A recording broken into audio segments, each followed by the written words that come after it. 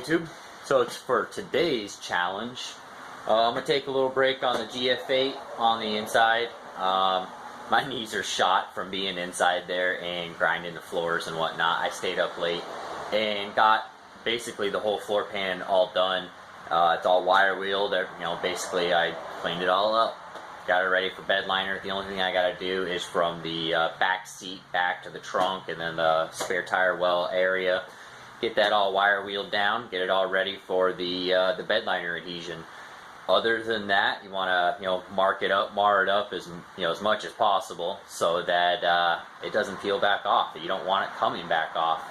So yeah.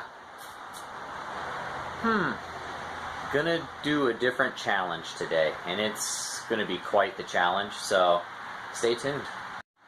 So if you guys remember, the GF8 was in an accident. This is a polyurethane bumper. It's flexible, obviously, but yeah, JDM bumper, GC8.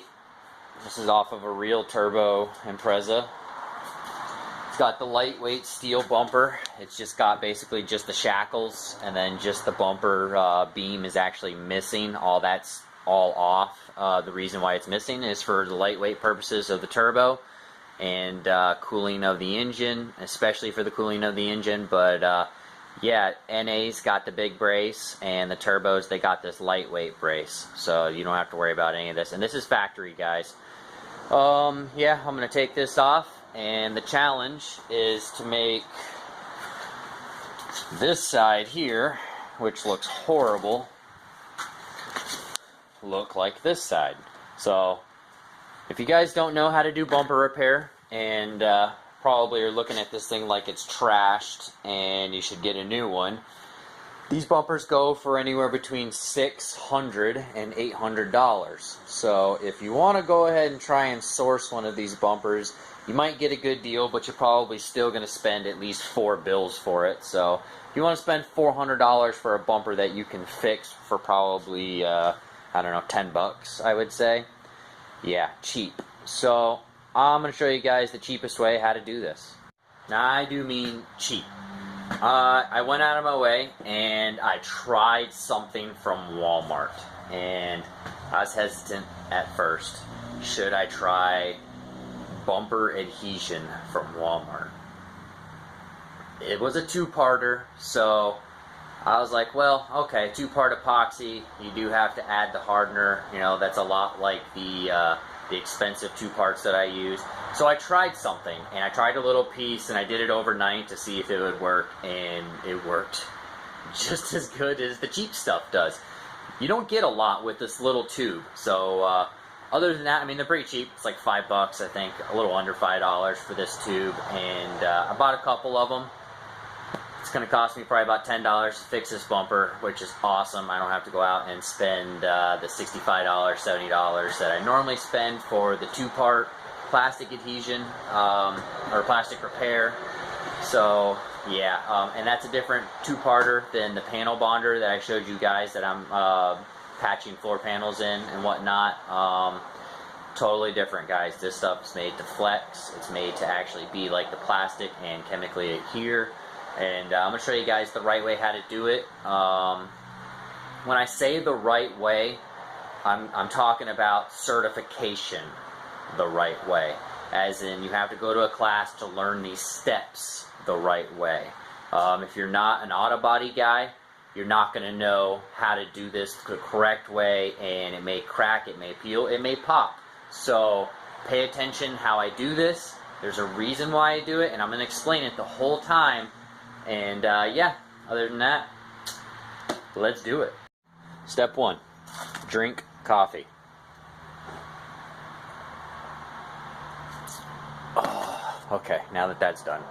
Alright, so now we can go over here and get this bumper off of the steel. Now you guys can see it's pretty mangled. A lot of the steel has actually been folded, and it's just holding this all here, just mainly by tension. I've already taken all of the hardware out. There was actually a hardware here that was drawn down. So what's really good about polyurethane, and when I say polyurethane, I'm talking about the stock bumpers that come on your cars, guys. You know, they move. They're not fiberglass. Plastic. This is going to have memory. So when I say by memory, once we take this off of this steel bumper, I'm going to be able to take a heat gun to this, push it to where I want, and then when it cools, it will stay there. No BS. Okay, so being serious now. Step one, take your heat gun. You're going to want to heat this up. You're going to want to make it more malleable. That way when we pull and separate this steel bumper away, it doesn't rip and tear and do any more damage to the bumper than we need to repair. So it's definitely in there. I tried pulling it out and it won't just come out. So I'm going to go ahead and soften up the bumper and then see what I can do from there. Maybe pry some of these lips away. And once I get that pried away, it should take a lot of tension off of that steel that's protruding through the bumper itself.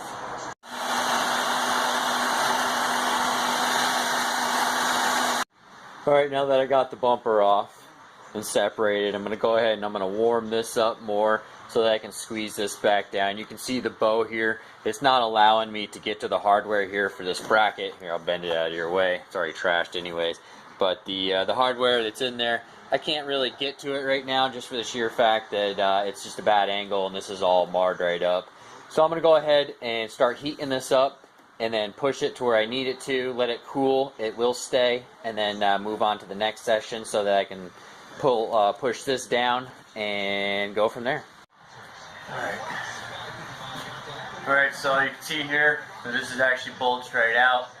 I'm going to go ahead and heat this up, get to that section, and basically hold it where it needs to be so that we can repair this.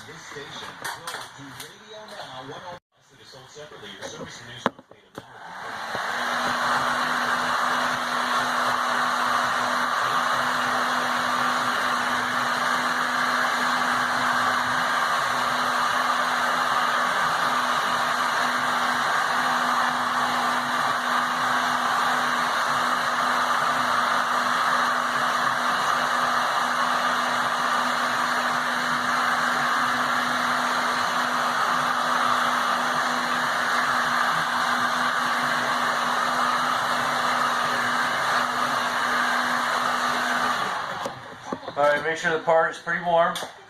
Use your gloves, obviously. I'm going to go ahead and squeeze this in. Let that stay right where it needs to be. Take some of this pressure off. Might have to heat it up more.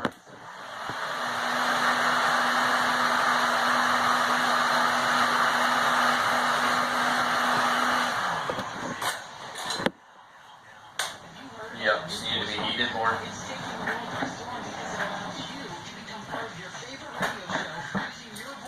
Should be enough for me to get to this bolt now. Yep, that's it. Now I can actually get to it.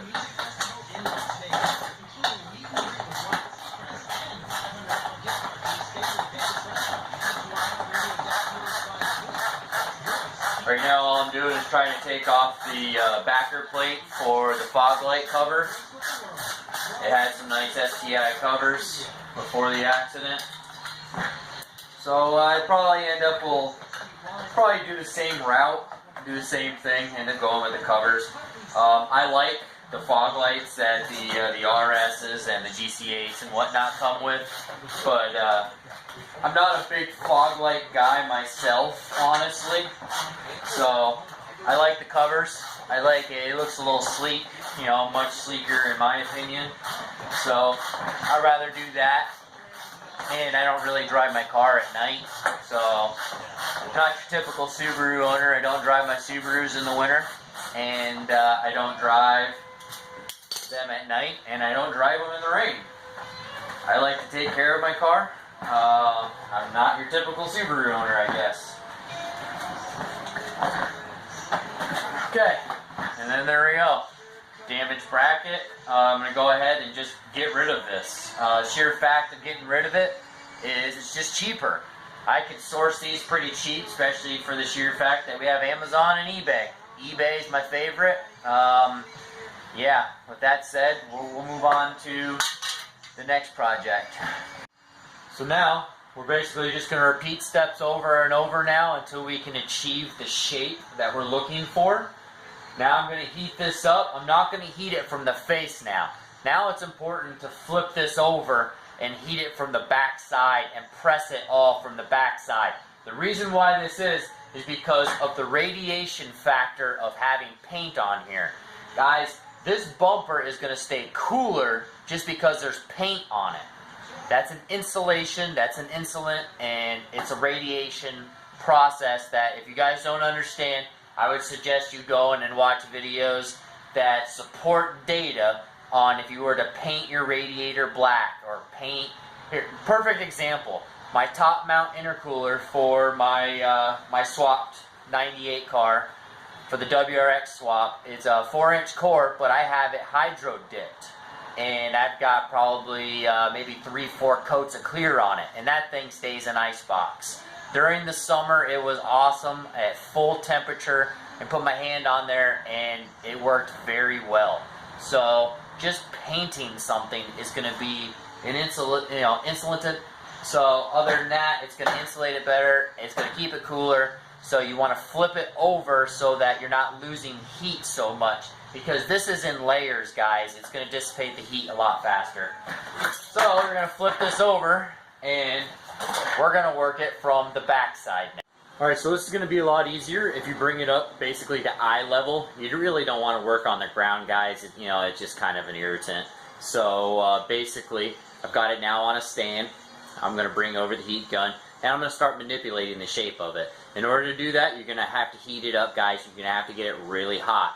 Don't worry about popping and peeling paint or anything at this process. It's ripped, it's torn, and a lot of guys would just junk this bumper. So me, because it's rare, I'm going to fix it. I'm going to make it right and go from there. Other than that, I'm going to jump on this and basically just kind of do the collage like I did last time. That way, I think I've already been talking for the past 10 minutes or so, so I think I'm going to go ahead and just move on to doing a collage for you guys. I got a lot of work ahead of me right now, so I'm going to get it done and show you guys through some steps. Broadcasting straight from Earth. It's T Millie. Million. You know the camp. YF. Young favorites. Bitch.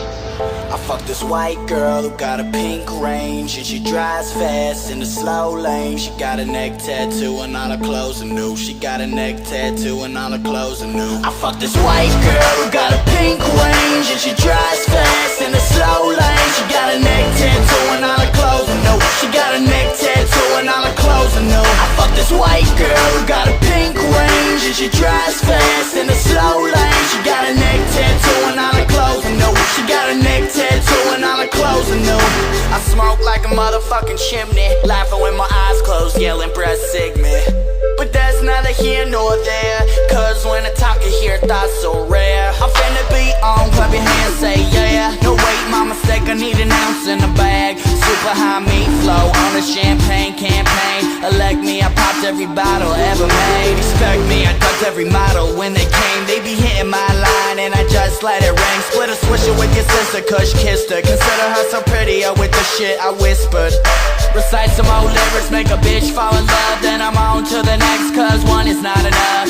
One is not enough, nah, one is not enough. But if she brings a friend, I know it's finna get rough. I fucked this white girl who got a pink range, and she drives fast in the slow lane. She got a neck tattoo and all her clothes are new. She got a neck tattoo and all her clothes are new. But do I love her? No, I'm unstoppable. I can't see you, you unwatchable. Like a motherfucking broken TV. If you could turn it on, you'd probably see me. Take notes when I speak, shit is crucial. I am highly educated, I'm about to school ya.